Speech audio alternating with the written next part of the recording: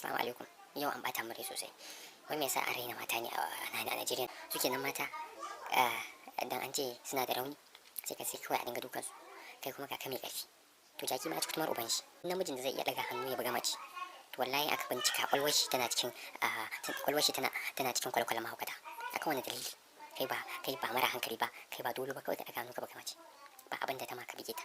To ko da ta ma wani abu za ka iya dukan mace ne? Abin arziki ba ne. Matan nan don kun ji an ce suna da rauni, dan mace na da rauni shikenan zaka yi dukan ta kwana lafiya. Haka kwanaki fa wani katon banza ya tasa matar shi ya mata dukan tsiya, fuskan ta ya kumbura sosai, kai idan ta ma ba a gani, sai ko microscope aka sa ba za a iya hango idan ta ba, ya mai da ta katan ta koma a China. Wallahi a daina, wallahi tallahi ku gyara, dan wallahi kuma wallahi duk wanda na ƙara kamawa ya buga wata, wallahi tallahi ni da shi ne sai ka tasa mata kamara kai ya mai kuɗi, to kuɗin ka na banza, kanka aka fara kuɗi. Mun ga ƙaruna nawa kake da shi, kaman dan Naje, kuma ba zan faɗa sunan ka ba, amma wallahi Allah ya tashi maka zakai mamaki. Kuma wallahi ya kamata a ce gwamnati shigo ciki a ram da kai a kulle ka, kawo yarinyar nan ta rarrama marin da ka mata. Kinan duka mata dan an ce suna da rauni, ina amfani?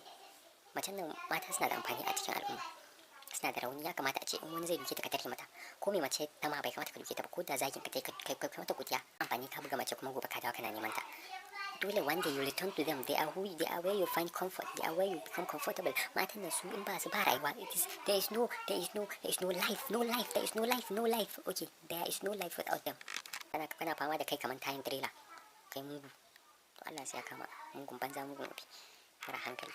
Ai hakuri, ni ban san ma da wani ba, amma duk wanda ke dukan mace, wannan video is for him.